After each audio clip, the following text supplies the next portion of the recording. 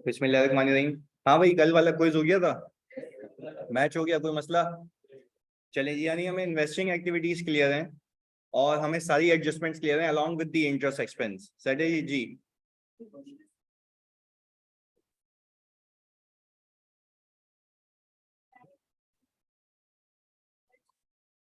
सही है। किसमें से लॉस लेस होगा?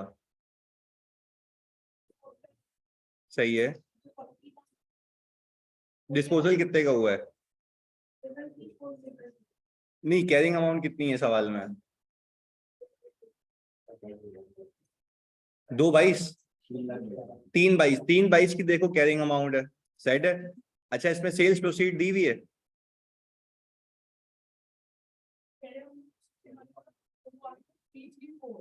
सही है।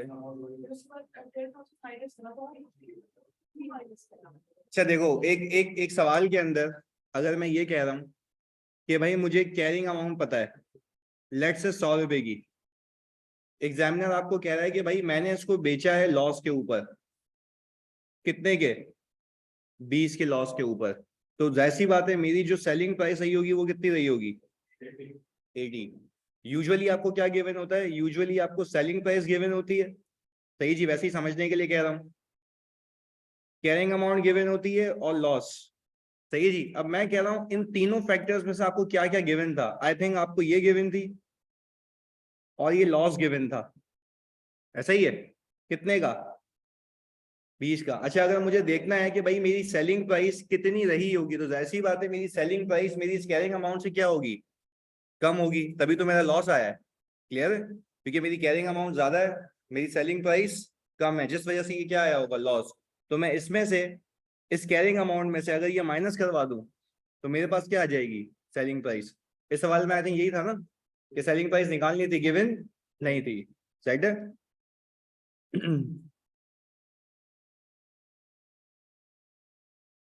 ओके जी, आगे अपने पास तो जल्दी से हेडिंग डाल दें, concept of difference between cash from operations and profit from operations.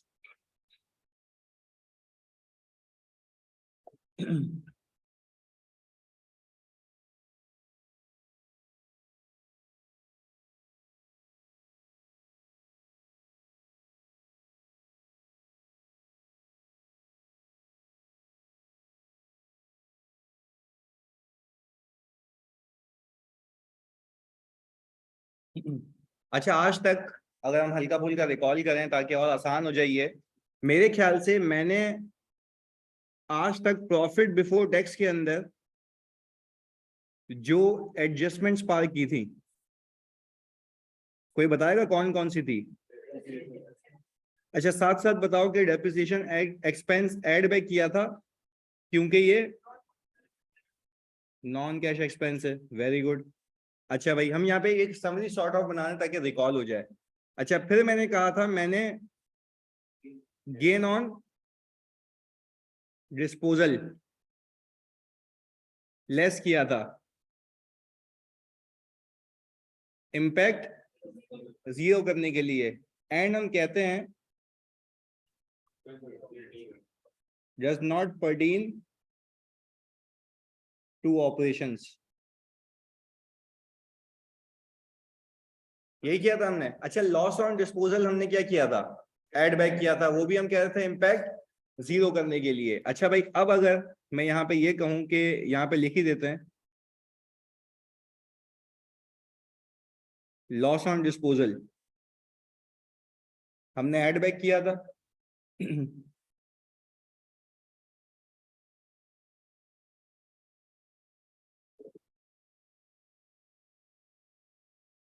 हाँ भाई, इम्पैक्ट जीरो करने के लिए, और ये ऑपरेशन से पर्टेन नहीं करता। और सर हमने एक और चीज सीखी थी लास्ट क्लास में, इंटरेस्ट एक्सपेंस को हमने क्या किया था? ऐड बैक किया था। इसको भी सर हम ये कह सकते हैं कि इम्पैक्ट जीरो करने के लिए। अच्छा, फिर कल की क्लास का हल्का फुल्का रिकॉल करा दो मुझे, कि मुझे याद आ रहा है कि हम जब इंटरेस्ट पेबल का टी अकाउंट बना रहे थे, तो उस इंटरेस्ट पेबल के टी अकाउंट में लायबिलिटी किस वजह से इंक्रीज हो रही थी? एक्सपेंस की वजह से। हमने कल इस पे डिस्कशन भी की। मैंने कहा कि भाई अगर इंटरेस्ट पेबल का अकाउंट आपको सवाल में गिवन है, तो दिस लिटरली शोज कि भाई आपकी जो कंपनी है पहले उस लायबिलिटी को पार करती है और फिर उसमें से क्या करती है? पेमेंट। तो हम करते ही है कि एक्सपेंस होना अलग बात, पे होना अलग बात। तो हम पहले जितना भी एक्सपेंस होता है वो लायबिलिटी में पार करेंगे और वहां से पेमेंट निकालेंगे। तो आपको क्या ये बात याद आ रही है कि आज से पहले जब मैंने यहाँ पे इसका टोटल किया था, तो यहाँ पे मुझे मिल गया था कैश फ्रॉम ऑपरेशंस। अब तक कुछ कहानी ये थी, मैं फिर रिपीट कर रहा हूँ, यहाँ पे देखिएगा, एक माइंड मैप बनाते हैं यहाँ पे ताकि एक चीज रिकॉल हो जाए। भाई मैंने कहा कि अगर मैं ये कहूं कि मैंने पीबीटी में ये चीजें एड लेस की थी, एडजस्टमेंट्स पार की थी, मैं कहां पे पहुंच गया था? कैश फ्रॉम ऑपरेशंस पे। पर आज हम थोड़ी कहानी चेंज करेंगे। सर आज के बाद मैं ये नहीं कहूंगा ये कैश फ्रॉम ऑपरेशन है, हल्का सा इसको चेंज करते हैं। मैं कहूंगा सर ये जो पहुंचूंगा मैं, ये है प्रॉफिट फ्रॉम ऑपरेशंस। सर अब आपके दिमाग में सवाल उठेंगे तो ऐसा क्यों? देखो यार, आज तक मैंने ये अज्यूम किया था कि मैं जितने भी ऑपरेशन से पैसे कमाता हूं उसमें कोई रिसीवेबल नहीं है और किसी को पेएबल नहीं है। अब तक क्या सीखा था? कि कोई रिसीवेबल नहीं है, कोई पेएबल नहीं है। किसको? ऑपरेशंस के बंदों को।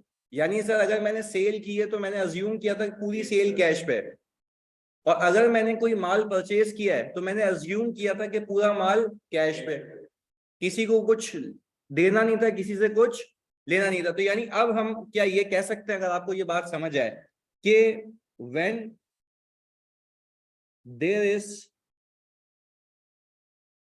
No account receivable and account payable, profit from operations equal to cash from operations. तो सर क्या आप ये बता सकते हैं कि अब तक हमने शायद यही वाला केस किया है कि जब हमारे पास कोई अकाउंट रिसीवेबल पेएबल नहीं है तो हमारा प्रॉफिट फ्रॉम ऑपरेशन इक्वल था किसके? कैश फ्रॉम ऑपरेशन के। बट क्या ऑनवर्ड्स ऐसा होगा या ऐसा नहीं होगा? ऐसा नहीं होगा। तो सर सबसे पहले तो आप एक काम ये करें, आप यहां तक सिर्फ कॉपी करें ताकि हमें ये बात समझ आ जाए कि अब तक जो किया है मैंने क्या किया है। Profit from operation equal to cash from operation, इसके अंदर कुछ फर्क आएगा वो भी कॉन्सेप्ट सीखते हैं हम। क्लियर है? प्लीज जल्दी से इसको कॉपी करें यहां तक, सिर्फ ये समरी, ताकि आपको याद रहे, ताकि इसके नीचे हम चीजें ऐड ऑन करेंगे।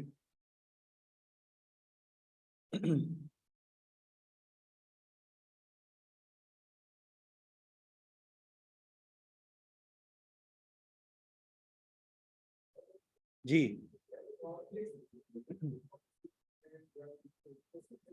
अभी सब आएंगे ना आगे एक एक करके। अभी तुमने कुल मिला के 4 सीखे हैं, सही है। वर्किंग कैपिटल, फिर एक एक करके फाइनेंसिंग एक्टिविटीज आएंगी, सारी चीजें सीखते हैं।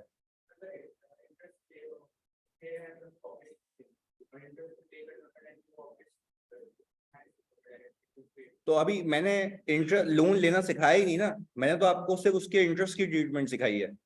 लोन पे आते हैं अभी, वो चीजें बाकी हैं अभी। इंटरेस्ट पेमेंट के बाद इसको नेट प्रॉफिट फ्रॉम ऑपरेशन कहेंगे। हाँ, इंटरेस्ट पेमेंट के बाद हम कहेंगे कि इंटरेस्ट की पेमेंट हो गई, अब हम कहेंगे नेट कैश फ्रॉम ऑपरेशंस। तो आपने कहा ना प्रॉफिट फ्रॉम ऑपरेशन। नहीं देखो, अभी मैं तो अभी ये कह रहा हूँ कि आपने आज तक मेरे साथ जो किया है वो ये है। भाई आज तक क्या मैं इसको प्रॉफिट फ्रॉम ऑपरेशन कहा करता था, ये कैश फ्रॉम ऑपरेशन? भाई आज तक मैंने इसको कहा था कैश फ्रॉम ऑपरेशन, फिर मैंने कहा था इस कैश फ्रॉम ऑपरेशन में से मैंने इंटरेस्ट की पेमेंट की थी, तो मैंने कहा था मुझे मिल गया था नेट कैश फ्रॉम ऑपरेशन। पर अब हल्की सी कहानी चेंज होगी, वो मैं सिखाऊंगा अभी। सही है? अभी तक आप उसी पे रहे जो आपने सीखा हुआ है।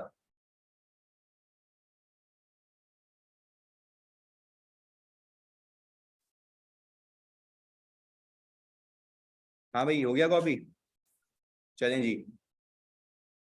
आई कैप के शेयर टैक्स अभी आप रीड नहीं करें उसामा, मैं खुद करवाऊंगा चैप्टर के आखिर में। ठीक है जी, उसमें चीजें बहुत हैं, हम एक एक करके ऐड ऑन कर रहे हैं ना इसमें। चले भाई, हमने लिख लिया कि when there is no account receivable and account payable, that means कि profit from operation equal to cash from operation. ये मैंने रिकॉल करवा दिया कि लास्ट क्लास तक हम यहां तक कर चुके हैं। आगे देखते हैं। अब मैं यहाँ पे हेडिंग डालूंगा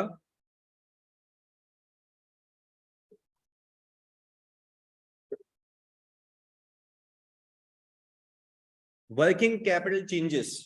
देखो ये दो तरीके हैं इसको समझाने के लिए, जैसे या तो कैश फ्लो का रट्टा लगाओ या लॉजिकली समझो। हमने अब तक लॉजिकली समझा। इस अकाउंट रिसीवेबल पेएबल के कॉन्सेप्ट को भी मैं लॉजिकली पहले समझाऊंगा, फिर उसको किससे कनेक्ट करूंगा, कैश फ्लो से। तो हम पहले समझेंगे नहीं तो तब तक मैं कैश फ्लो पे नहीं लेके आऊंगा। तो बहुत फोकस होकर तुम लोगों ने देखना ताकि आसानी से ये चीज क्लियर हो जाए। अच्छा, एक कैश फ्लो का पार्ट होता है वर्किंग कैपिटल चेंजेस। लोगों को सीए फाइनल लेवल तक नहीं पता होता कि भाई why do we add less working capital changes. तो पहले लॉजिक समझाऊंगा और फिर इसका मतलब समझाऊंगा, फिर इसको मैं किसमें एंड करूंगा, कैश फ्लो में। बहुत सुकून से समझना एक बात को। पहले यहां तक मुझे तसल्ली दे दो, पीवीडी के अंदर डेप्रिसिएशन की, इंटरेस्ट एक्सपेंस की, गेन और लॉस ऑन डिस्पोजल की एडजस्टमेंट क्लियर है। अच्छा आखिरी बार बता दो, ये सब कर करा के मैं कहां पहुंचता था, कैश फ्रॉम। अभी तक आप यही कहेंगे कैश फ्रॉम ऑपरेशन पे। फिर इस कैश फ्रॉम ऑपरेशन में से मैं क्या माइनस किया करता था, इंटरेस्ट की पेमेंट यानी इंटरेस्ट पेड। मैं अपने शेयर होल्डर को ये बताया करता था कि मैंने ऑपरेशन से इतना पैसा लेके आया, उसमें से इतना इंटरेस्ट पे किया तो नेट इतना बच गया।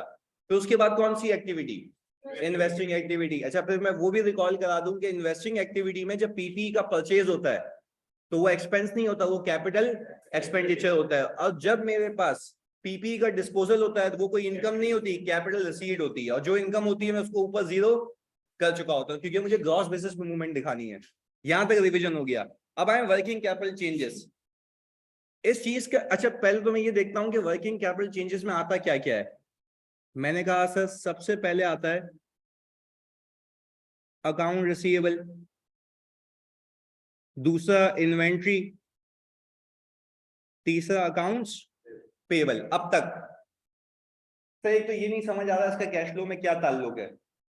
वर्किंग कैपिटल चेंजेस का मतलब ये है, बहुत सुकून से समझना। अच्छा कैपिटल का कोई मतलब बताएगा, बिजनेस में लगाया हुआ पैसा, ऐसा ही है बिजनेस में। अच्छा अब बहुत सुकून और तामुल से देखो, रटा नहीं लगाना किसी चीज का। मैंने कैश फ्लो में अभी तक रटा नहीं लगवाया, ना मैंने कुछ याद करने को कहा। मैं बोल रहा हूँ कि भाई आप फ्लो के साथ चलें, बस हो जाएगा खुद ही। सुनो, कैपिटल का मतलब क्या है, बिजनेस में लगाया हुआ पैसा, ओनर का लगाया हुआ पैसा। साथ साथ बोलोगे ओनर का लगाया हुआ पैसा। अच्छा मुझे एक बात बताओ, अगर मुझे बिजनेस चलाना है, अगर मुझे बिजनेस चलाना है तो बाज औकात ऐसा होता है कि जब मैं लोगों से माल खरीदता हूँ ना, ये बड़ी बारीक बात है, तुम्हें समझनी होगी ये, क्योंकि तुम्हें आगे भी लेवल पे काम आएगी। मैंने कहा लेट से मैंने 1,000 रुपए की इन्वेंट्री परचेज की, 1,000 रुपए की इन्वेंट्री परचेज की। अच्छा अपने बिजनेस के लिए परचेज की ना, ताकि मैं इसको आगे बेचूंगा। मैंने उधार पे परचेज की। क्या आपको ये लगता है कि अगर मैंने उधार पे परचेज किए तो मैंने किसी के पैसे रोक लिए, मैंने किसी के पैसे रोक लिए? यानी क्या आप ये बात मानते हैं कि मेरी पूरी बैलेंस शीट के अंदर, बहुत टेक्निकल बात है इसलिए तुम्हें लेवल पे आके समझा रहा हूं, मेरी पूरी बैलेंस शीट के अंदर एक एसेट का इजाफा हुआ है पर मैंने उसकी पेमेंट यानी मैंने अपनी वर्किंग के लिए सॉर्ट ऑफ कैपिटल जनरेट किया है, उसको पैसे पे ना करके। वापस समझे, देखो यार दो तरीके हैं ना, या तो मैं अपने पैसे लगा दूं, वो कैपिटल इन्वेस्टमेंट बाय ओनर हो जाएगी। मैं देखो मैं तो सिर्फ अभी मैं कुछ भी नहीं समझा रहा ना, मैं कैश फ्लो पे हूं, मैं तो सिर्फ इस हेडिंग का मतलब समझा रहा हूं। फिर मैं एक एक करके ये समझाऊंगा और फिर उसको कहां से लिंक करूंगा, कैश फ्लो से। तो हम तो एक एक बारीक चीज पे काम कर रहे हैं ना, मैं तो आपको सिर्फ इस हेडिंग का मतलब समझा रहा हूँ कि कंफ्यूजन ना हो वापस से। भाई दो तरीके हैं, या तो इतने पैसे वाला हूं मैं खुद अपना पैसा लगा दूं, वो तो मैंने लगा चुका हूँ, पीपी वगैरह खरीद के सारी अकाउंटिंग हो चुकी होगी। अब दूसरा तरीका क्या अपने बिजनेस को चलाने का, लोगों से उधार पे माल खरीदना, लोगों से यानी मैंने अपनी वर्किंग के लिए, रोलिंग के लिए लोगों से उधार पे माल खरीदा, उसको पैसे नहीं दिए। तो क्या मैं कह सकता हूं कि मैं अपने बिजनेस को कंटिन्यू कर रहा हूं, कैसे, उधार पे माल खरीद के। यानी वो कह के रहा है कि भाई आपने अपने वर्किंग कैपिटल में बिजनेस के अंदर चीजें लेके आए हो जिसके पैसे आपने पे नहीं किए, तो वो आ गया अकाउंट्स पेएबल। अच्छा मुझे एक बात बताओ, आपके पास अगर इन्वेंट्री मौजूद है और वो आपने अब तक बेची नहीं है, तो क्या आप ये कह सकते हो कि वो भी आपके कैपिटल का एक पार्ट है? कैपिटल का पार्ट कैसे? वेरी गुड, फ्यूचर में क्या देगा, बेनिफिट देगा। तो वो कहता ये है कि जो भी आपने अपने बिजनेस में चीजें रखी हुई हैं अपने बिजनेस को चलाने के लिए, उसको हम कहते हैं वर्किंग कैपिटल। अपने बिजनेस को रोल ओवर करने के लिए उसको क्या कहते हैं हम? Working capital. अब मुझे एक बात बताएं, क्या मैं ये कह सकता हूं, बहुत सुकून से समझना, क्या मैं ये कह सकता हूं कि भाई मेरे बिजनेस में जो भी मेरी सेल होती है या तो उससे कैश आएगा या तो उससे उधार आएगा, या तो उससे कैश आएगा या तो उससे उधार आएगा, तो क्या मैं कह सकता हूं उधार का आना मेरे कैपिटल का स्ट्रक हो जाना, यानी पैसे फंस गए? ये नहीं आई बात समझ? भाई मुझे एक बात बताओ, मैंने किसी को चीज बेची उधार पे, अल्लाह की कसम मेरी इन्वेंटरी तो बिक गई, बट क्या उससे पैसे आए या रिसीवेबल में फंस गए? यानी मैं ये कह रहा हूं कि ये मेरा वर्किंग कैपिटल है। वर्किंग कैपिटल का मतलब ये होता है कि रोजमर्रा ये एड ऑन होता रहता है, चेंज होता रहता है। ये रियलाइज कब होगा? जब ये कैश में कन्वर्ट होगा। अच्छा, अगर मेरी इन्वेंट्री मौजूद है, मैंने कहा मेरे भाई 100 स्टॉक पड़ा हुआ है, मेरे पास 100 स्टॉक पड़ा हुआ है, तो क्या वो बिक गया या अभी मेरे वर्किंग कैपिटल है? क्यों? अच्छा, अगर बिक भी गया तो कहां जाएगा? अभी भी वर्किंग कैपिटल है। कैश में कब रियलाइज होगा? जब रिसीवेबल वाले पैसे देंगे। तो वो कहता है कि भाई आपको अपने कैश फ्लो के अंदर ये भी बताना होगा कि आपका ऐसा कितना वर्किंग कैपिटल है जो फंस चुका है, अभी उसके पैसे रियलाइज नहीं हुए। ये दो ऐसी चीजें हैं, पहली और दूसरी, अकाउंट रिसीवेबल और इन्वेंट्री, जिसमें आपका पैसा फंस जाता है। और अकाउंट्स पेएबल ऐसा पैसा है जिसमें आपने लोगों का पैसा अपने पास रखा हुआ है। तो कितनी चीजें हैं? तीन। अच्छा, वो कहता ही है कि अभी मैं बिल्कुल कनेक्ट करूंगा ना, ये एकदम क्रिस्टल क्लियर हो जाना है। अभी मैं सिर्फ हेडिंग पे काम करना। भाई वो कह ये रहा है कि आपको ये शायद बात बचपन में नहीं पता होगी, बट आप पता होनी चाहिए कि there is a difference between your profit from operation and cash from operation. मैंने बोला क्यों, मुझे वजह बताओ। उसने बोला तीन वजह है। आप जब कमाते हो ना कुछ, तो लाजमी नहीं है कि उसका पैसा आ गया हो। आप जब कमाते हो कुछ, तो लाजमी नहीं है कि उसका पैसा आ गया हो। उसका पैसा आ गया हो ऐसा क्यों लाजमी नहीं है? क्योंकि अकाउंट रिसीवेबल हो सकता है। आपका पैसा वहां फंस गया, आपके कैपिटल में पैसा फंस गया है, क्योंकि वो अब तक रियलाइज।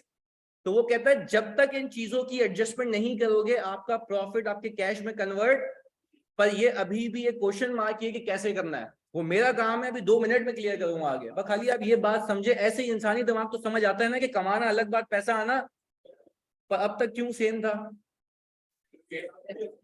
आप बोलेंगे आज तक अब तक कोई वर्किंग कैपिटल नहीं था। अब तक कोई वर्किंग कैपिटल। अगर आप एक अमेजिंग बात देखें, मैंने जितने भी सवाल बनाए, आप उसमें हेडिंग देखिए, मैंने खरीदा भी कैश पे था, बेचा भी कैश पे था। आप जितने भी सवाल देख लो, उसमें सबसे ऊपर क्या लिखा हुआ था मैंने? Company purchase inventory on cash, company sold inventory, यानी मेरा पैसा कुछ फंसा नहीं था। तो जब मेरा कुछ पैसा नहीं फंसा था, तो क्या मैं ये कहूंगा कि मेरा पैसा वर्किंग कैपिटल में फंस गया, मेरे बिजनेस में फंस गया, या नहीं फंसा था? नहीं फंसा था। पर अब क्या होगा? पैसा फंसेगा। तो जो पैसा फंसेगा, तो क्या प्रॉफिट फ्रॉम ऑपरेशन और कैश फ्रॉम ऑपरेशन सेम होंगे या अलग होंगे? सर आप सिंपल क्यों नहीं कहते हैं? अब हमें ऑनवर्ड्स प्रॉफिट फ्रॉम ऑपरेशन निकालने के बाद उसको कन्वर्ट करना है किसमें? कैश फ्रॉम ऑपरेशन में। पहले बताओ यहां तक की कहानी समझ आती है? पर मैं अभी भी क्रिस्टल क्लियर हूं, मैंने अभी तक इन तीनों के कॉन्सेप्ट नहीं समझा है, पर खाली मैंने ऐसी एक व्यू दे दिया है कि एक आम बच्चे को समझ आए कि भाई there is a difference between profit from operation and. और आज के बाद कोई पूछे कि वर्किंग कैपिटल का मतलब क्या, बोलेंगे बिजनेस में फंसा हुआ पैसा। बात क्लियर है? प्लीज कोई ये कॉपी करने, तीन चीज है। हो गया जी? जी इन्वेंट्री, मैंने इन्वेंट्री खरीद के रख ली।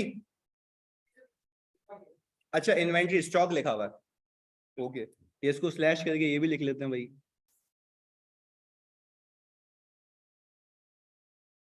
ऑनलाइन वालों क्लियर है? जल्दी बता दो भाई, सिर्फ कहानी यहां तक की।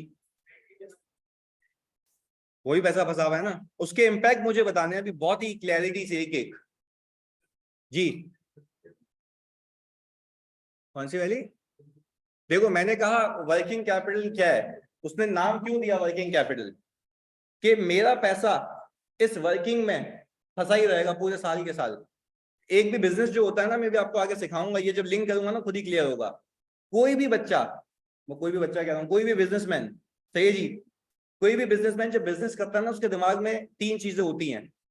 जब इन्वेंट्री खरीदूंगा तो कुछ मौजूद रह जाएगी, तो वो पैसा फंसा रहेगा। अब एग्जाम्पल लो, तुम मोबाइल की शॉप है तुम्हारी, मेरे दोस्त ने इलाके के मोबाइल की शॉप है, तो क्या वो मोबाइल की शॉप में जब वो इन्वेंट्री खरीदता है, मोबाइल रखता है, तो क्या वो दस्ती बिक जाते हैं या पैसा फंसा रहता है?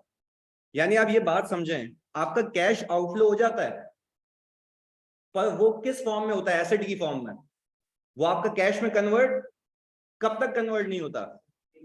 वेरी गुड, जब तक बिके नहीं। अच्छा बिके तो फिर हम जैसे दोस्त चले गए, हमने बोला उधार पे चाहिए, उसका पैसा अभी भी फंसा रह गया। कहाँ फंसा रह गया? अकाउंट रिसीवेबल के अंदर। यानी मैं तो यही कहना चाह रहा हूँ, अच्छा अगर वो उसने मुझे बेच दिया तो मुझे सिर्फ एक बात समझाओ, क्या वो मेरे दोस्त की कमाई नहीं है? कमाई है, वो प्रॉफिट में तो कन्वर्ट हो गया, बट उसका पैसा अभी वर्किंग में फंसा हुआ है। उसको हम क्या कहते हैं? Working capital changes. ये चेंज होता रहेगा ना, मैं चेंजेस इसलिए कह रहा हूँ, चेंज होता रहेगा, सेम तो नहीं रहेगा ना। मोबाइल बिकेगा, फिर खरीदेगा, बिकेगा, तो वो सारी चीजें भी कनेक्ट करनी है यहाँ पे। सेट है? अच्छा भाई, वर्किंग कैपिटल चेंजेस में सबसे पहले हेडिंग हम लेके चलते हैं अकाउंट रिसीवेबल। अच्छा बड़ा सुकून और तामुल से समझिएगा, क्योंकि आपको पता है भाई का स्टाइल है कि एक चीज समझाने के लिए बाकियों को हम हटा देंगे और फिर सबको वापस से मिला देंगे। सही है जी, वापस से एक चीज को समझने के लिए हम बाकी चीजों को कांस्टेंट रखेंगे, तो एक एक करके एंट्री बनाते हैं। मैंने अज्यूम ये किया कि हमने जो अभी है फिलहाल, लास्ट ईयर मेरा चल रहा था 2021, हमने कहा कि सर हमारे पास कैश बैलेंस ओपनिंग मौजूद है सर 2.5 लाख रुपए का। अब हम आ गए 2022 में। ये आप लोगों ने मुझे कैलकुलेटर पे बताना है, तो बहुत फोकस होकर समझिएगा, तो ताकि पूरी कॉन्सेप्ट क्लियर हो। मैंने कहा सर मैंने इन्वेंट्री परचेज की, तो मैंने एक एंट्री बनाई होगी इन्वेंट्री डेबिट कैश क्रेडिट। मैंने कैश पे खरीदी, कैश पे, क्योंकि मैंने क्या कहा था आपको, मैं तीनों में से एक चीज समझाने के लिए दो को कटा दूंगा, फिर ये समझाने के लिए इन दोनों को कटा दूंगा, फिर ये समझाने के लिए, तो फिर बाकी तीनों साथ आ जाएंगे बाद में। सही है जी, बिल्कुल एक एक करके चलना है। अच्छा मैंने ये कहा कि सर मैंने इन्वेंट्री परचेज की कोई 50,000 रुपए की। सर कितने की इन्वेंट्री परचेज की? अच्छा एक आम इंसान देखेगा, उसको ये बात समझ आ रही है कि अभी मेरा पैसा इन्वेंट्री में फंसा हुआ है। तो कैसे फंसा हुआ है? क्योंकि सर आप बोलेंगे बिकी, क्या मैंने किसी का पैसा रोका है? नहीं, मैंने कैश पे किया है। तो सर आप सिंपल क्यों नहीं कहते कि ये अभी मेरा एसेट है? ये तो पहली क्लास में बताया था। ये मेरा क्या है? ये एक्सपेंस तब बनेगा जब मैं इसको बेचूंगा। चलें जी आगे आ जाएं। मैंने कहा मैंने इसको बेच दिया, बहुत सुकून से देखिएगा। मैंने कहा कि भाई account receivable debit, cash debit और सेल्स,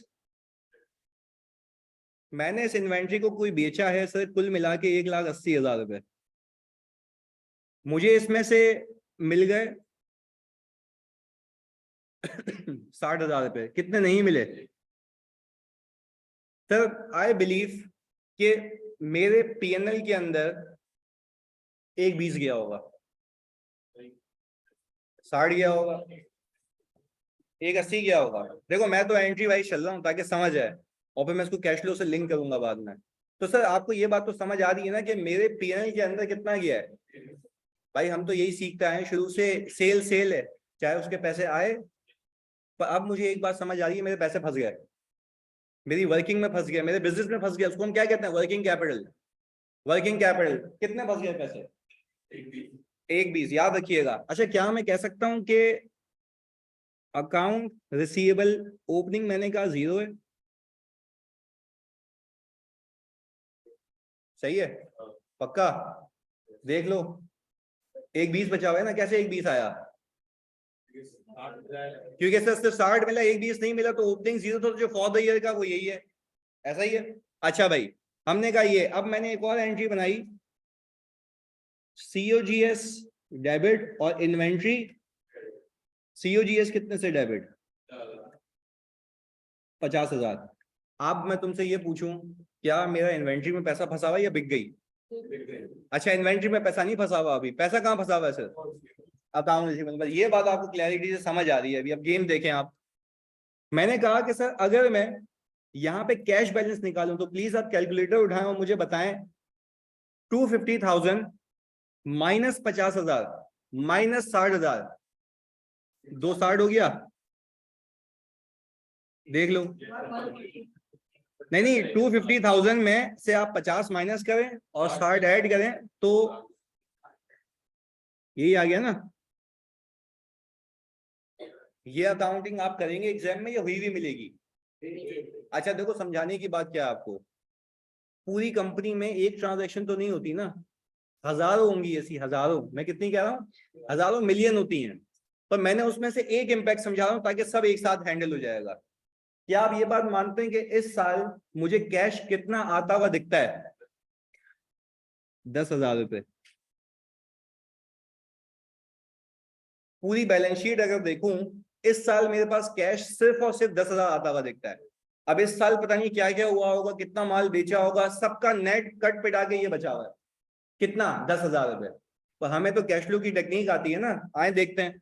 मुझे ये लगता है जब मैंने पीएनएल बनाया होगा, अभी आपको देखो अमेजिंग बात बताऊंगा, आपको फिर आईएफआरएस की लाइन से कनेक्ट करूंगा, आपको समझ आ जाएगी बात, सुनना। पीएनएल के अंदर सेल्स 180 दिखाऊंगा, बिल्कुल सही। सीओजीएस कितनी दिखाऊं? तो आप कह रहे हैं 50,000 रुपए दिखा दें। प्रॉफिट कितना? 130। तो मैंने कहा ये मेरा प्रॉफिट है, अज्यूमिंग कि कोई डेप्रिसिएशन नहीं है, कोई डेप्रिसिएशन नहीं है। अच्छा फोकस होके देखिएगा, मैंने कहा चलें सर आपके लिए एक चीज भी कर लेते हैं। हमने कहा कि सर ये 5 लाख रुपए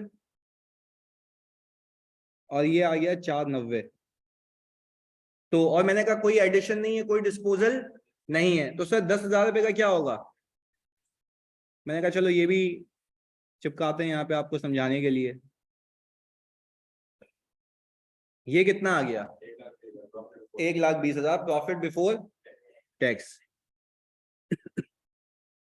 ये आ गया था सर जीपी हमारे पास। अच्छा जब आप कैश फ्लो बनाते हैं तो कैश फ्लो के अंदर सबसे पहले आप शुरू करते हैं प्रॉफिट बिफोर टैक्स से, 1,20,000। हम यहाँ पे हेडिंग डाल देते हैं भाई, स्टेटमेंट ऑफ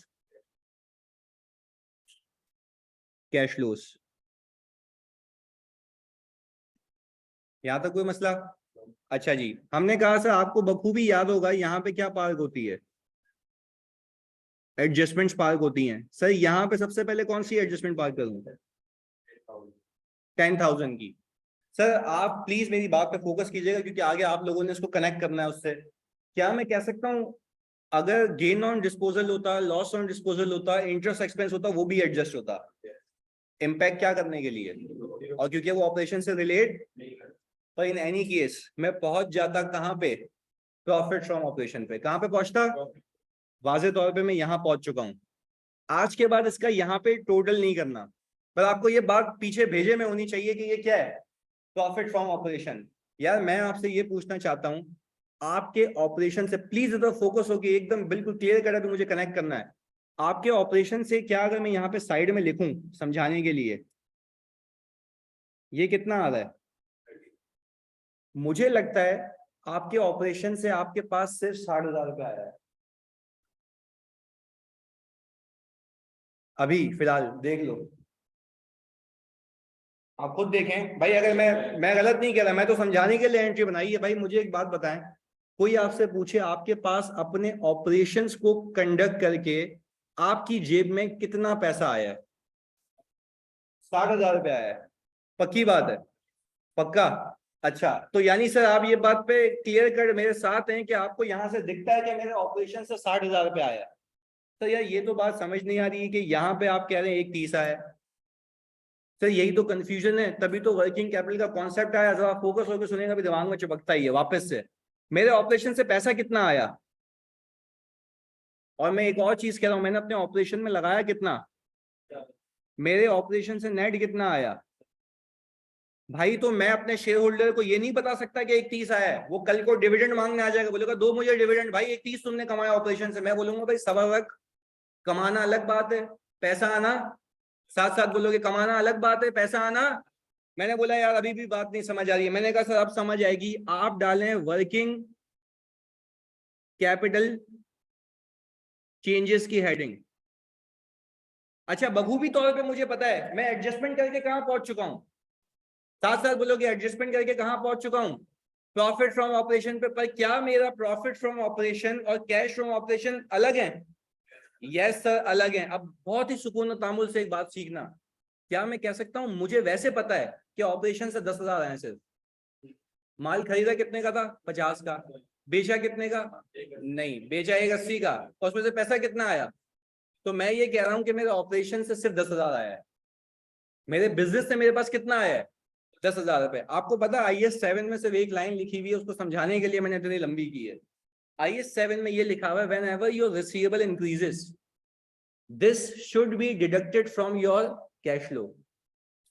लिखो नहीं, अभी मैंने बहुत मुश्किल से याद किया, वापस से बोलूंगा, सुनो एक मिनट। मैंने कहा कि भाई जब भी आप कैश फ्लो बनाएंगे तो IAS 7 कहता है when ever your receivable increases this should be deducted from your cash flow. अब उसकी उर्दू में तर्जुमा बताऊं क्योंकि तुम लोगों को जो मुंह बना रहे हो ना समझ नहीं आई बात। सुनो, कहने का मतलब ये है कि जब भी आपको रिसीवेबल इंक्रीज होता हुआ दिखेगा ना बैलेंस शीट में, रिसीवेबल कितने से इंक्रीज हो रहा है, 0 - 120 कितना 120। वो आपको ये कह रहा है कि भाई आप जब भी कैश फ्लो बनाएंगे ना, बहुत सुकून से समझने, देखो ये तुम लोगों ने करना है अगला सवाल। वो बोल रहा है आप सारी एडजस्टमेंट्स पार कर लें, सारी एडजस्टमेंट्स पार करने के बाद तुम्हें लॉजिकली पता होना चाहिए तुम कहां पहुंच जाते हो। तो लिख लेते हैं यहाँ पे हम कहां पहुंच जाते हैं, प्रॉफिट फ्रॉम ऑपरेशंस पे। फिर आपको IAS 7 कैश फ्लो ये कहता है जाओ देखो बैलेंस शीट के अंदर कहीं कोई रिसीवेबल इंक्रीज तो नहीं हो रहा। रिसीवेबल इंक्रीज होने का मतलब है उतने पैसे इस साल नहीं आए। रिसीवेबल के इंक्रीज होने का क्या मतलब है, मैं देखो अगर शुरू में आके ये बात कहता ना आपके बाउंसर जाती, पर मैंने आपको शुरू से लॉजिकली लेके चला हूं, वापस से रिपीट कर रहा हूं। प्रॉफिट फ्रॉम ऑपरेशन कितना है 130, प्रॉफिट फ्रॉम ऑपरेशन कितना है 130। अब क्या यहाँ पे क्लोज हो जाएगा या मैं इसको प्रॉफिट फ्रॉम ऑपरेशन अलग कहूंगा, कैश फ्रॉम ऑपरेशन अलग कहूंगा, अलग कहूंगा। अच्छा अलग कहूंगा तो उसकी बेसिस है मैं जाऊंगा बैलेंस शीट में, बैलेंस शीट में देखूंगा कि मेरे पास लास्ट ईयर रिसीवेबल कितना है 0, इस साल कितना है, कितने से इंक्रीज हुआ। ओ भाई वो यही तो कह रहे हैं कि 120 से जब रिसीवेबल इंक्रीज हुआ तो इतना पैसा आपको रिसीव नहीं हुआ। अब देखो तुम्हारे लेवल पे आके समझाता हूँ, ये तो IAS की बात हो गई ना, अब मेरा तरीका देखो। मैं ये कहता हूं कि ये 120 सेल में तो गया बट कैश में नहीं आया, ये देखें एंट्री। क्या मैं कह सकता हूं कि 180 के अंदर 60,000 भी है? आज के बाद जब मैं पूछूंगा ना तो लॉजिकली जवाब देना क्योंकि मैंने मेहनत की है इसमें। सुनो मैं कहता क्या हूं, मैं कह रहा हूं क्या आप ये मानते हो सेल का पूरा पैसा P&L में चला गया जबकि उसमें से कुछ रिसीव, भाई वो यही तो कहता है जो रिसीव नहीं हुआ उसको माइनस कर दो क्योंकि वो पैसा अभी तक रिसीव, तो इसलिए वो कहता है increase in trade receivable should be deducted from the cash flow. लिखो अपने पास आप, इंक्रीज इन ट्रेड रिसीवेबल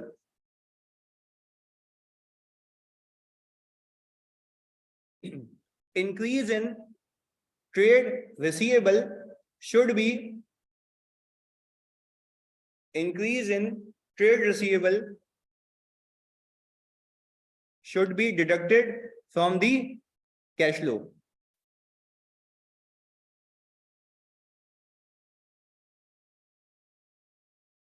हाँ भाई लिख लिया जी, increase in trade receivable should be deducted from the cash flow. अच्छा भाई मैंने यहाँ पे वर्किंग कैपिटल चेंजेस में एक लाइन लिखी, इंक्रीज इन रिसीवेबल कितना माइनस किया। अच्छा आप जरा देखिए मेरे पास कितना बचा सर, इसको मैं कहूंगा कैश फ्रॉम,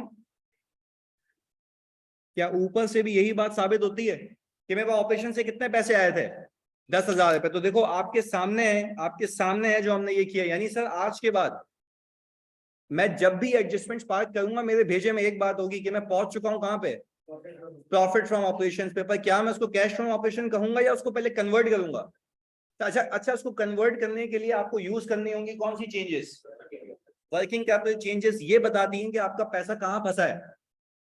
पहला कॉन्सेप्ट सीखा है अभी, क्या रिसीवेबल में पैसा फंसता है तो क्या वो सेल नहीं है। तो सर अच्छा मैं और एक और नीचे आगे बात कहता हूँ, क्या मैं ये कह सकता हूँ कि रिसीवेबल में पैसा फंस जाने का मतलब है वो प्रॉफिट में तो कन्वर्ट हो गया बट कैश में कन्वर्ट नहीं हुआ। वापस से क्या ये बात मानते हो कि सेल्स का इंक्रीज होना इंडिकेटिंग, वो रिसीवेबल का इंक्रीज होना इंडिकेटिंग कि वो प्रॉफिट में तो आ गया बट वो कैश में, तो क्या वो मेरी सेल नहीं है? भाई सेल तो है, मैं कह रहा हूँ मेरा प्रॉफिट है, बट वो मेरे कैश फ्लो का पार्ट नहीं है, तो मैं उसको क्या करूंगा? हटा दूंगा। देखो सिंपल, वहां पे एक लाइन लिखी हुई है, increase in receivables should be deducted from your cash flow, but क्या उसकी लॉजिक समझ आती है कि मेरे इंक्रीज इन रिसीवेबल इसलिए लेस होंगे क्योंकि वो पैसा मुझे रिसीव, जबकि वो प्रॉफिट में आ चुका है, तो प्रॉफिट ज्यादा है, कैश कम है, तो मैं क्या करूंगा? माइनस कर दूंगा। पहले बताओ क्लैरिटी है यहाँ तक? पक्का? ओके जी, कॉपी करें इसको जल्दी से।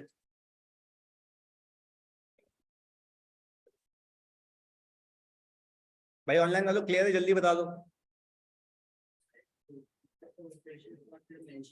मेंशन नहीं करेंगे, वो तो मैंने कल तक सिखाने के लिए ना।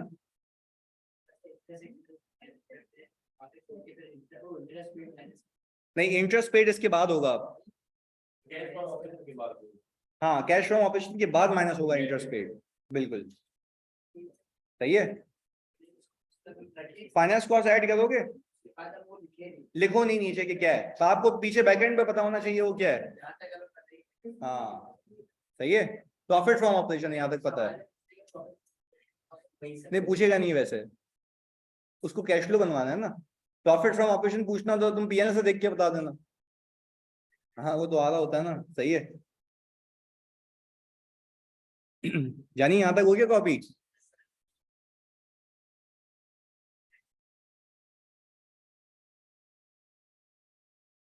नहीं नहीं नहीं कासिम, अच्छा देखो एक एक चीज क्लियर करो, ये इंटरेस्ट पेड कब आएगा, वर्किंग कैपिटल के बाद या वर्किंग कैपिटल से पहले? बाद। कैश फ्रॉम ऑपरेशन निकालने के बाद, क्योंकि कल तक तो वर्किंग कैपिटल नहीं था, तो जो भी प्रॉफिट फ्रॉम ऑपरेशन था वही क्या था? Cash from operation. पर अब क्या profit from operation cash from operation same है या अलग है? तो पहले आप प्रॉफिट फ्रॉम ऑपरेशन को कन्वर्ट करेंगे किस में?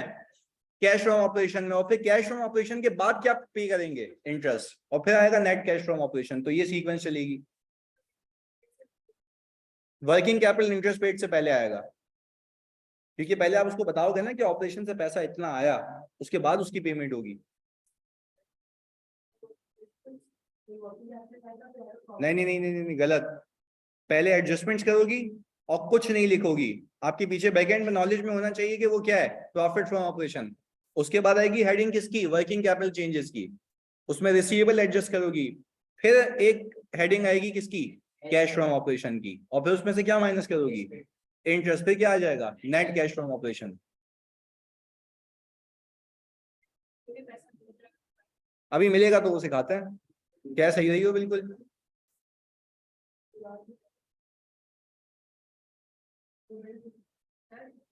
अच्छा वैसे एक एक बच्चे ने पूरा ऑर्डर लिख के भेजा, भाई तुम लोग एग्री करते हो इस ऑर्डर, तो सुनना। इसने कहा कि सर पहले पीबीटी आएगा, फिर एडजस्टमेंट्स आएंगी, फिर वर्किंग कैपिटल आएगा, और फिर आएगा कैश फ्रॉम ऑपरेशंस। क्योंकि कोई आपसे पूछे why do you adjust working capital, तो आप बोलेंगे अपने प्रॉफिट को कन्वर्ट करने के लिए, किसमें? कैश फ्रॉम ऑपरेशन में। और फिर जो कैश फ्रॉम ऑपरेशन आएगा उसमें से आप क्या कर देंगे, इंटरेस्ट की पेमेंट माइनस करेंगे, तो आपको मिल जाएगा नेट कैश फ्रॉम ऑपरेशंस।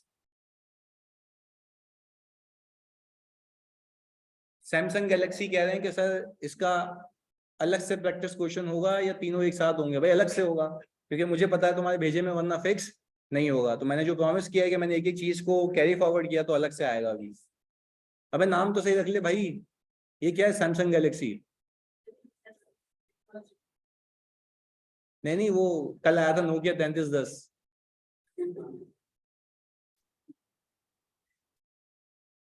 ये हो गया कॉपी भाई, प्रॉफिट तक जानी।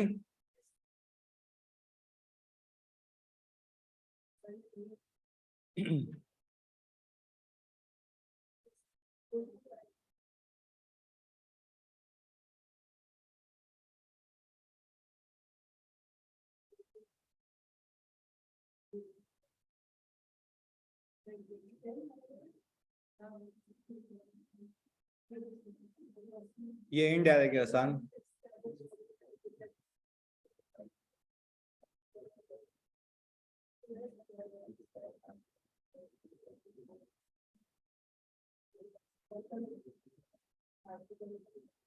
हाँ जानी, चले सवाल पे।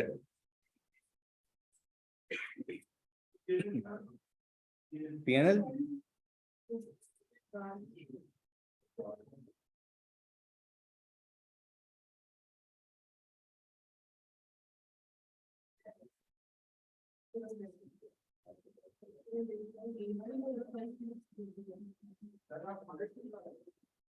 ऑडिट भी पढ़ाते हैं बिल्कुल, इंशाल्लाह पास हो जाओगे आप लोग। ऑडिट, सीए फाइनल का ऑडिट, एफएफआर, एफएआर2, ये बस इतने से मतलब पैशन है इसलिए। यानी ये हो गया, कॉपी चलें सवाल पे। अच्छा भाई, ये एक मासूम सा सवाल है, आप देखें सवाल की length by the passage of time increase होती रहेगी, एक पेज पे भी जाएगा, 1.5 पेज पे भी जाएगा। तो प्लीज आप इसको सुकून और तामुल से सॉल्व करके बताएं कि आपके पास नेट कैश इनफ्लो कितना आता है।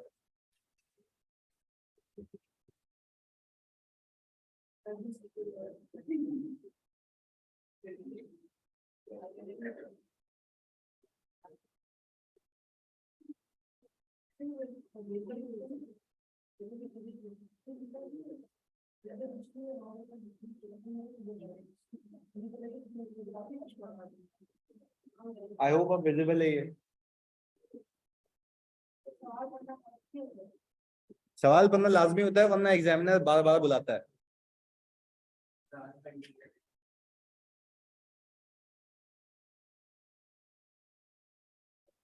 मैं देख लेता हूँ कासिम।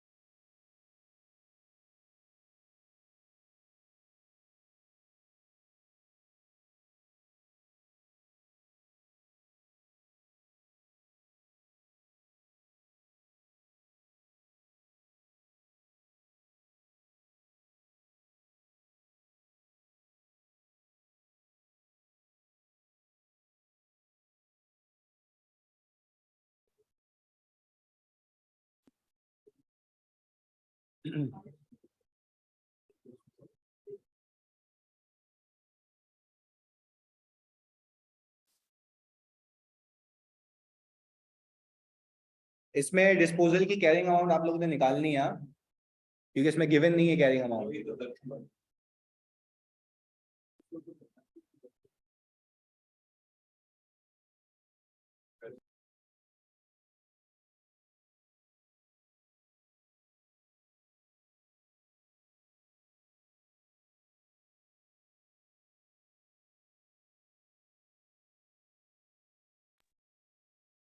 ओके जी उसामा भाई, कैरिंग अमाउंट आ रही है 25,500। सही है, 40,500 तो उसने दिया हुआ है ना, 40,200।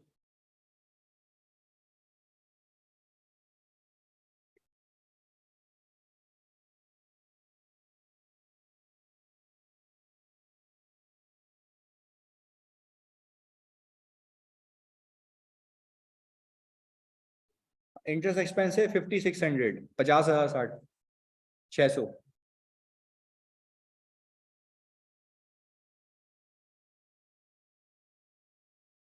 भाई उसामा कह रहे हैं कि इंटरेस्ट पेड आ रहा है 25,000 रुपए, निकाल लिया ये।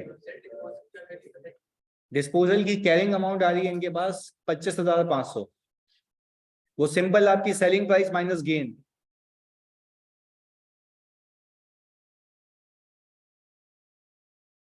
Very good Qasim.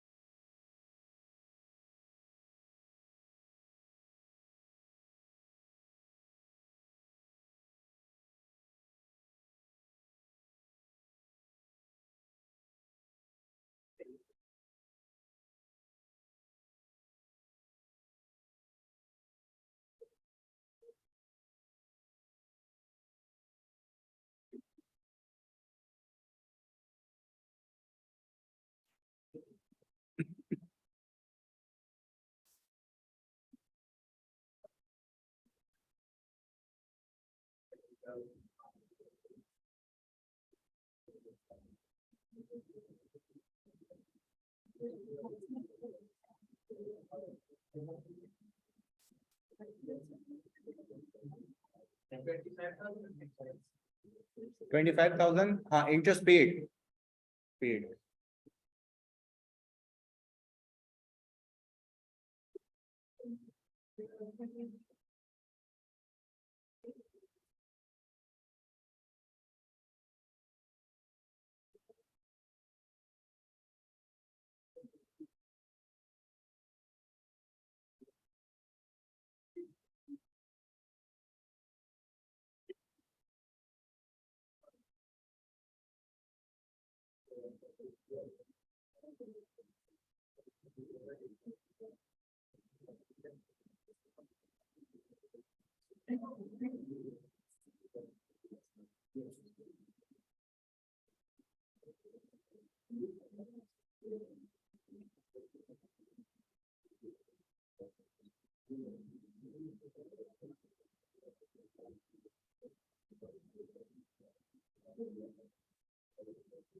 जनोगिया जी बच्चों का यहाँ पे इनफ्लो आ रहा है 111,500 नेट इनफ्लो 111,500।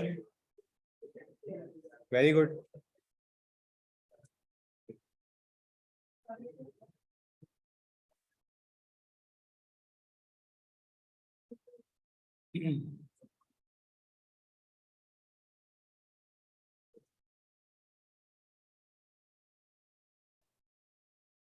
हाँ भाई प्रॉफिट बिफोर टैक्स आपका सर 625 100।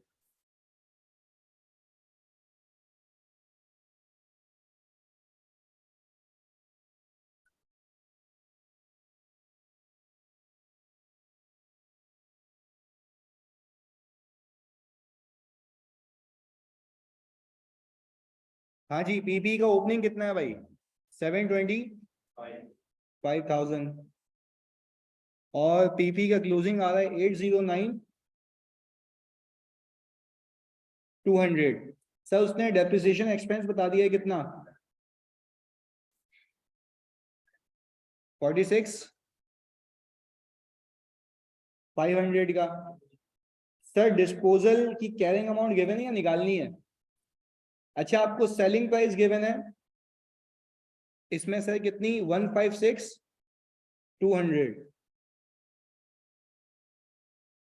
इसमें से कैरिंग अमाउंट माइनस हुई होगी तो आपके पास आ गया होगा गेन। गेन कितना दिया है इसने 40,200 का। तो सर जाहिर सी बात है मेरी कैरिंग अमाउंट सेलिंग प्राइस से इस डिफरेंस से कम रही होगी, तो कैरिंग अमाउंट कितनी है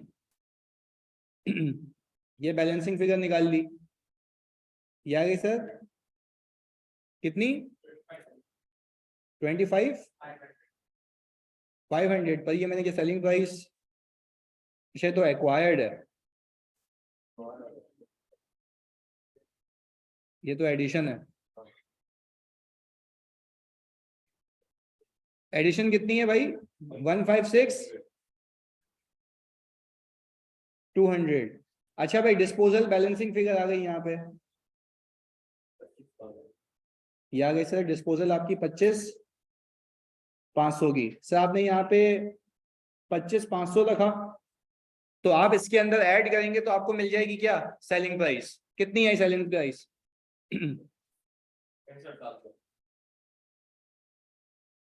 पहले बताओ यहां तक तुम लोगों ने सही किया सेलिंग प्राइस तक?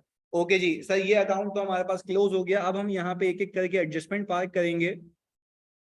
डेप्रिसिएशन एक्सपेंस आ गया सर 46,500 का। यहाँ पे हमने सर गेन ऑन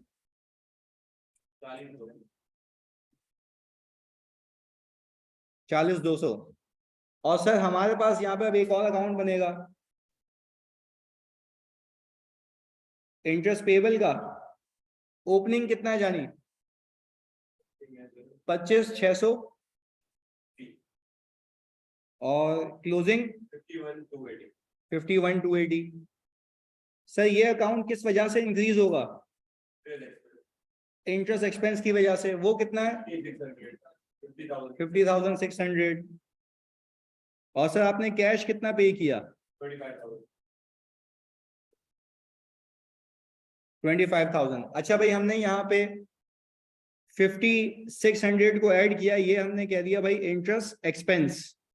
सर क्या मुझे वाजे तौर पे ये पता है कि ये सब एडजस्टमेंट्स के बाद मैं पहुंच चुका हूं प्रॉफिट फ्रॉम, मैं कैश फ्रॉम ऑपरेशन क्यों नहीं कह रहा?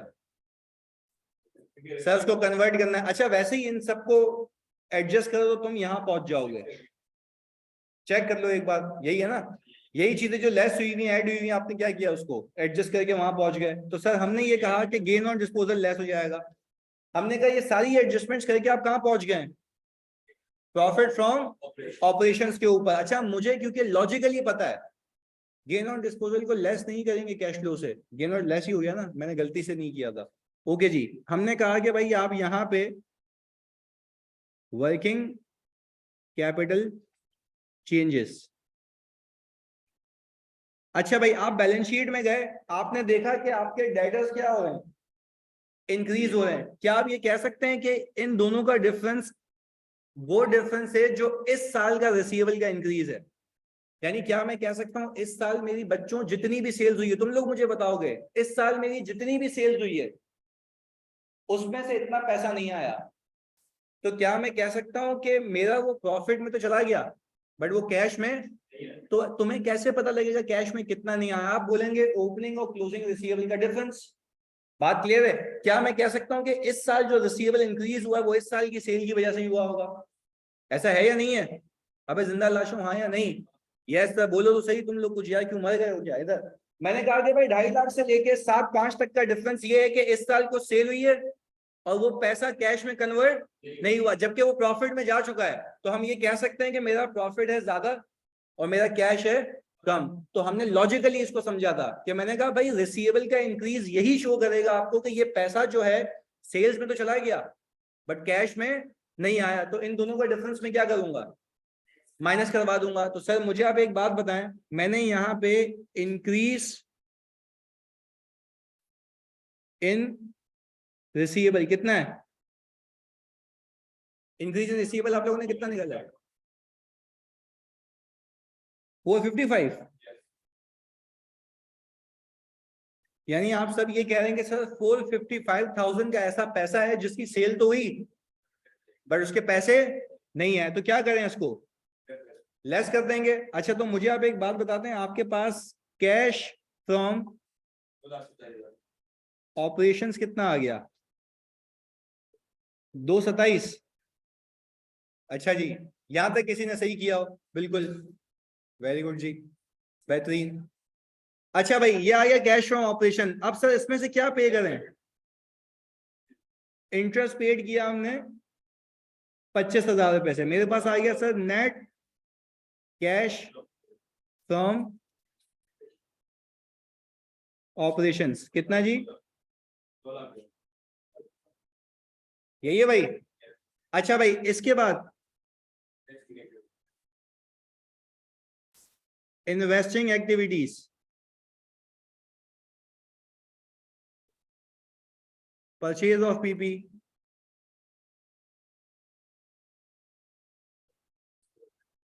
$156,200।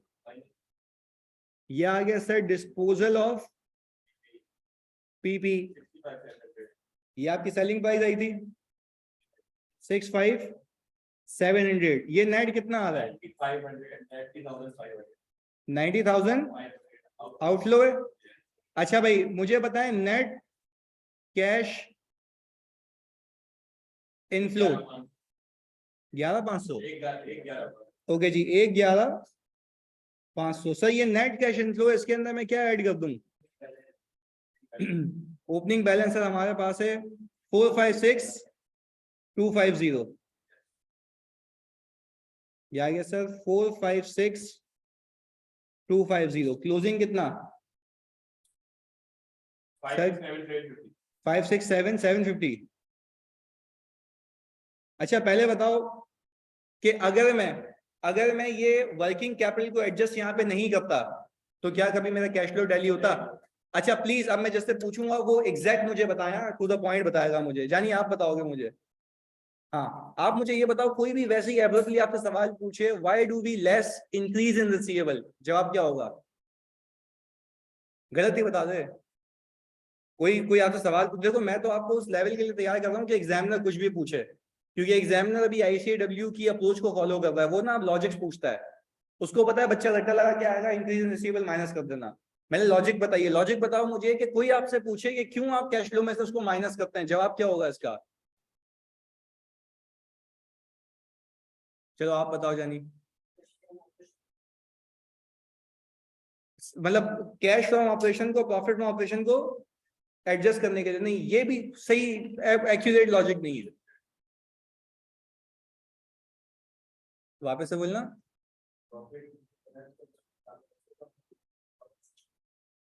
अच्छा मतलब ये कह रहे हैं कि सर ये एक ऐसा पैसा है जो कि प्रॉफिट के अंदर तो है बट कैश के अंदर नहीं है। तो सिंपल ये चीज याद रखो। देखो मैं कह रहा हूँ कि आपको एग्जाम में ना विजिलेंट रहना है, रटा नहीं लगाना है किसी चीज का। तभी मैं लॉजिक्स पे काम करूँ। मेरा क्या था, मैं तो पहले दिन पे आकर रटा लगवा लेता, बोलता ये एडलेस करना आंसर आ जाएगा। पर लॉजिकली समझो क्या मैं कैसे, तुम लोग खुद सोचो। एक सेल हो गई, क्या सेल प्रॉफिट का पार्ट बन गई? यस और नो? यस। पर क्या लाजमी है कि जो प्रॉफिट का पार्ट बना वो कैश भी हो? नो। तो वो तुम्हें कैसे पता लगेगा कितना पैसा नहीं आया? आप बोलेंगे चेंज इन रिसीवेबल। साथ साथ यार तुम लोगों की लॉजिक पे काम करना। वापस से भाई मुझे एक बात बताओ, आप लोगों को अगर ये जानना है कि कितना पैसा नहीं आया तो कैसे देखोगे? चेंज इन रिसीवेबल देखोगे। अच्छा रिसीवेबल का चेंज मतलब यही तो है कि इस साल इतना पैसा रिसीव होने से रह गया, वापस से इस साल इतना पैसा रिसीव होने से। तो जब बच्चों इस साल इतना पैसा रिसीव होने से रह गया तो वो सेल तो बन गई ना। सेल बन गई, प्रॉफिट ज्यादा है कैश का, मैं क्या करूंगा उसको लेस कर दूंगा। तो क्या मैं अपने प्रॉफिट से कैश पे पहुंच जाऊंगा? क्लियर है जानी? ऐसे याद रखना है। चलिए जी अब सर ये लॉजिक तो क्लियर हो गई हमारी इंक्रीज इन रिसीवेबल की। अब अपने पास हेडिंग डालें डिक्रीज इन रिसीवेबल, वो समझते हैं। अच्छा ओके देख लो।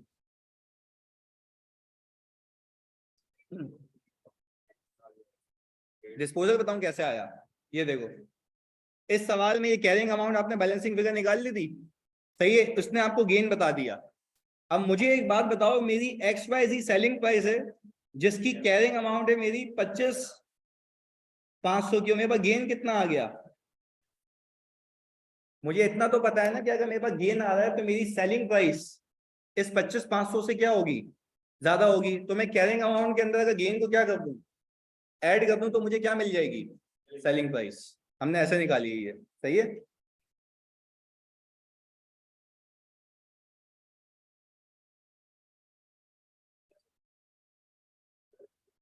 जी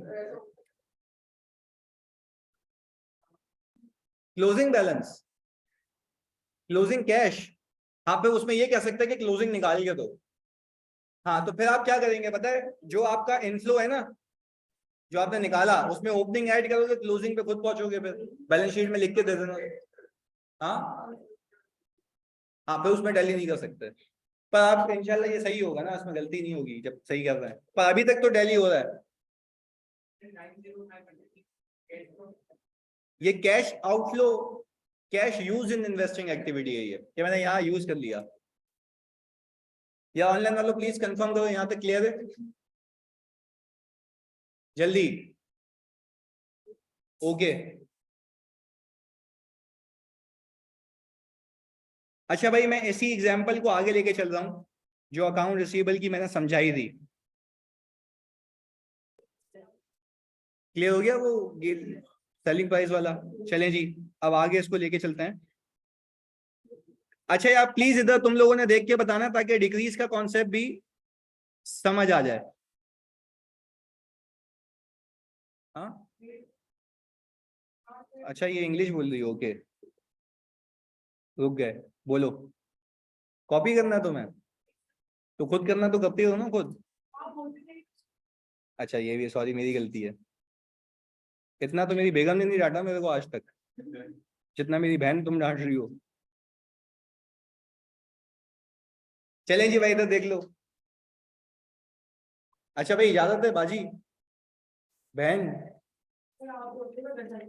चलें, थैंक यू। इधर अच्छा भाई, क्या ये बात मानते हो कि लास्ट ईयर हमारा 2022 पे क्लोज हुआ था? यही वाली सारी चीजें थी, उसी एग्जाम्पल को कंटिन्यू कर रहा हूँ, ये वाली जिसमें जिसमें प्लीज सुनना, जिसमें तुम लोगों ने मुझे बताया था कि 2022 के अंदर कितना पैसा नहीं आया था। ये बात याद रखिएगा। देखो please to be very clear, logic पे काम करना है। मैं कह रहा हूँ एक 20 नहीं आया था, उस एग्जाम्पल को कंटिन्यू कर रहा हूँ, ना कि उस सवाल को, एग्जाम्पल को जो मैंने समझाने के लिए यूज की थी। यानी सर मेरी बैलेंस शीट के अंदर जो हमने बनाई थी, एक 20 का पैसा रिसीव होने से रह गया था। क्लियर है? आगे देखें, मैंने कहा सर अब हम आ गए 2023 में। सही है जी, एक एक करके देखते हैं। यहाँ पे तुम लोगों को बताना है, मैंने कहा कि सर पीपी को तो पहले साइड में लगाओ। ये कितना हो गया? 10,000 डेप्रिशिएट हो गया। यानी इस अजम्पशन में, इस अजम्पशन के अंदर कि भाई मेरे पास पीपी में कोई एडिशन और डिस्पोजल नहीं है, सिंपल रखने के लिए इसको। आगे मैंने कहा कि सर इस बार फिर मैंने इन्वेंट्री परचेज की। किस पे परचेज की भाई? कैश के ऊपर 50,000 रुपए की सेम मैंने चीज रखी है। अब इधर फोकस करना, लास्ट टाइम मैंने 1,80,000 की सेल की थी। हाँ 1,80,000 की। अच्छा भाई, अब मुझे एक बात बताओ, जब लास्ट टाइम मैंने 1,80,000 की सेल की थी तो मैंने उसमें कुछ क्रेडिट पे की थी। इस बार देखिए मैंने पूरी किस पे की? कैश पर की। सही है। अच्छा, मैंने कहा कि भाई मैंने फिर एक एंट्री भी बना दी, COGS डेबिट और इन्वेंट्री क्रेडिट। कितने से भाई? 50,000 रुपए से। अच्छा ये बहुत ही एक बारीक कॉन्सेप्ट है, मैं फिर भेजे में फिक्स करके जाऊंगा आज, तो बिल्कुल सुकून से समझना इस बात को ताकि रटा नहीं लगे किसी चीज का। पहले अल्लाह को हाजिर नाजिर जान के बताओ, इंक्रीज इन रिसीवेबल क्लियर है कि प्रॉफिट हो जाता है, पैसा नहीं आता तो हम उसको माइनस कर देते हैं। आगे सुनिएगा मैंने किया क्या, अभी सुनना। मुझे ये लगता है एक चीज लिखता हूं यहाँ पे ताकि और आसानी से समझ आए। मैं यहाँ पे लिख रहा हूं PNL या सेल्स फॉर द ईयर की होती है। ये मैंने अपनी पहली क्लास में भी समझाया था। कमाई एक साल की होती है और फिर जो जमा होता है वो आपके कैपिटल में होता है, जो आप लोगों ने सीखा है। पर मैं फिर रिपीट कर रहा हूं, जो कमाई होती है वो सिर्फ एक साल की होती है। इस कॉन्सेप्ट को अपने भेजे में फिक्स रखना, कमाई एक साल की होती है। क्या मैं यहाँ पे कह सकता हूं कि मेरे पास सेल्स यहाँ पे 1,80,000 की है, COGS मेरे पास 50,000 रुपए का, ये कितना 1,30,000 आ गया। मैंने इसमें से क्या माइनस किया? डेप्रिसिएशन एक्सपेंस माइनस किया, जानिए कितने का? 10,000 रुपए का। ये कितना आ गया? 1,20,000। अच्छा अब अगर आप मुझे यहाँ पे देख के बताएं, क्या मैं कह सकता हूं मेरे पास कैश गया इतना, कैश आया इतना? कैश इनफ्लो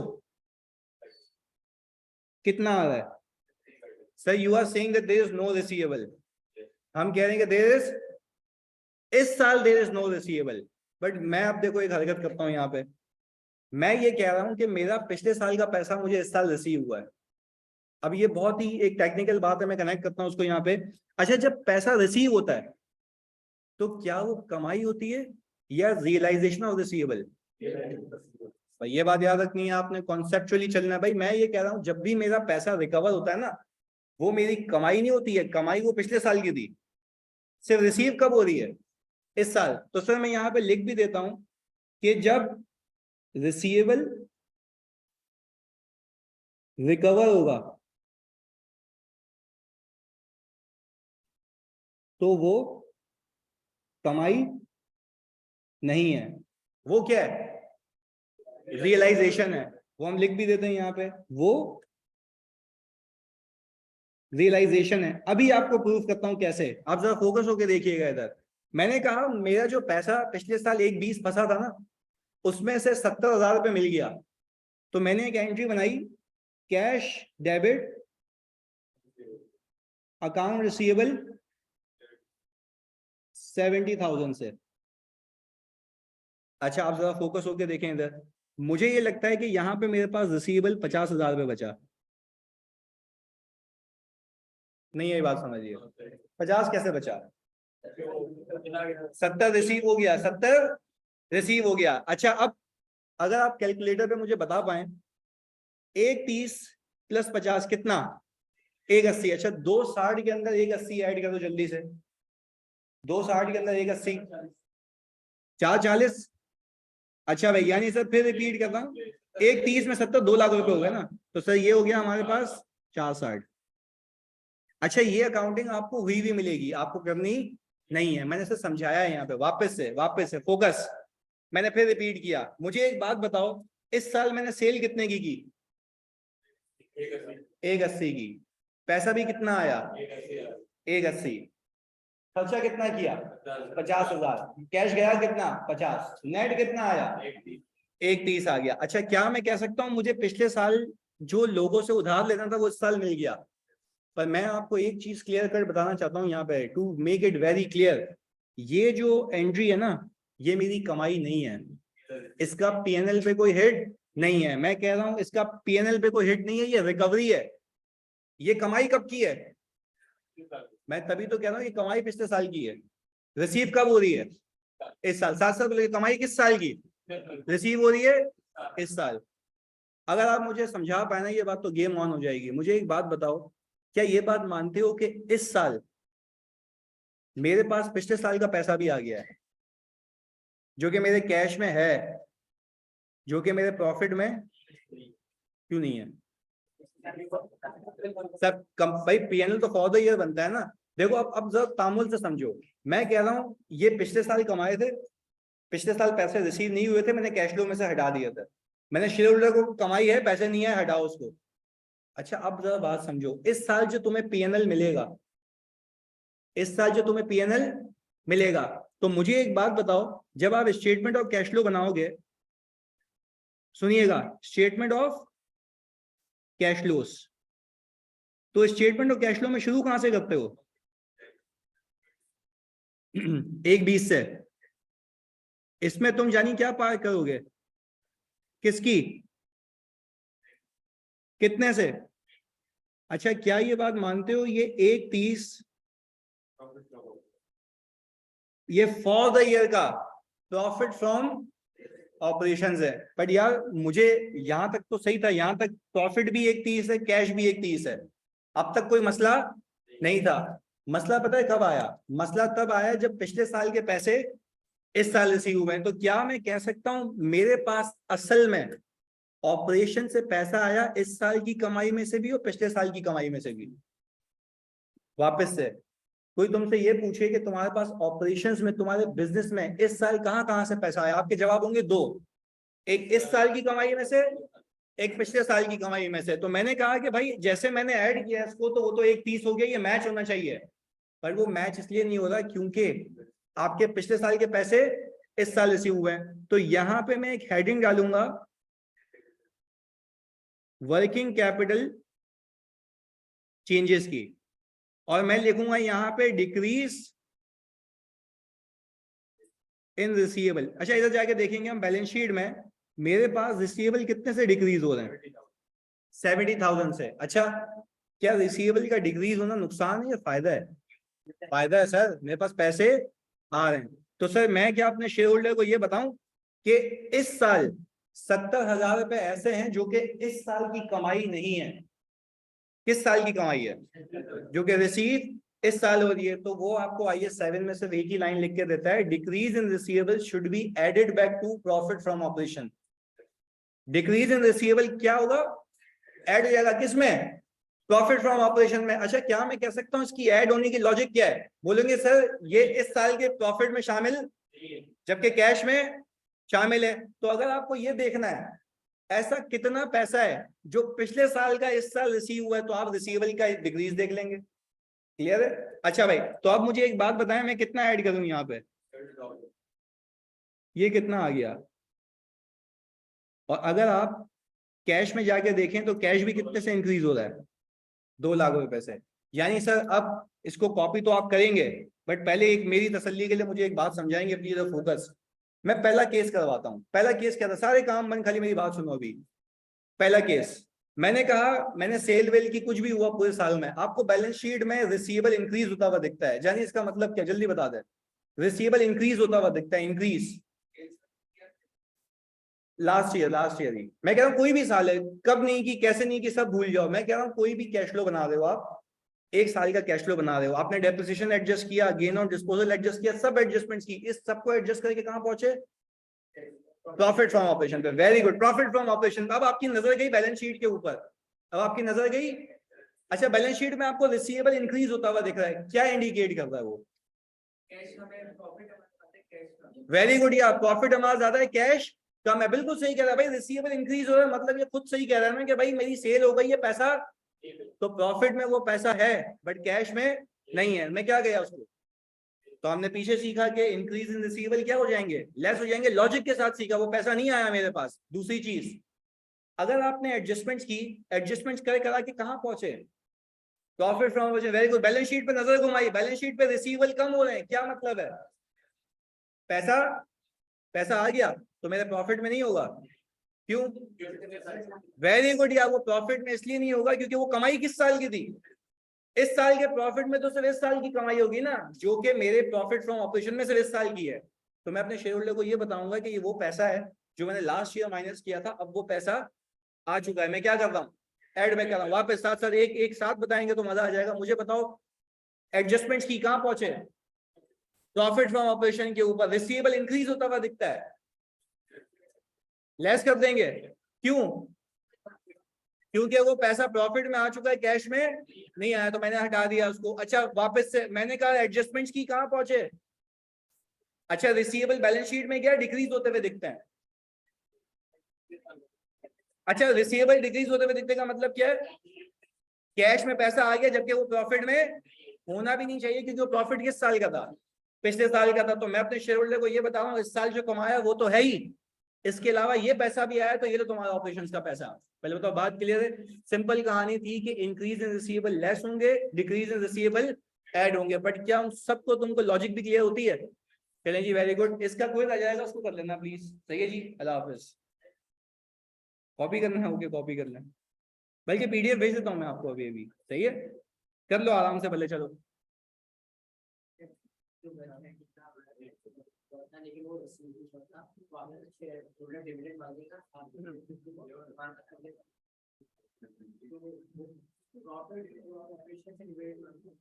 कैश देख के मांगता है ना, कैश होगा ही नहीं तो क्या दोगे? हाँ, वो कैश देख के मांगता है कि भाई चलो कैश है तो मुझे दे दो डिविडेंड। हाँ सही है जी।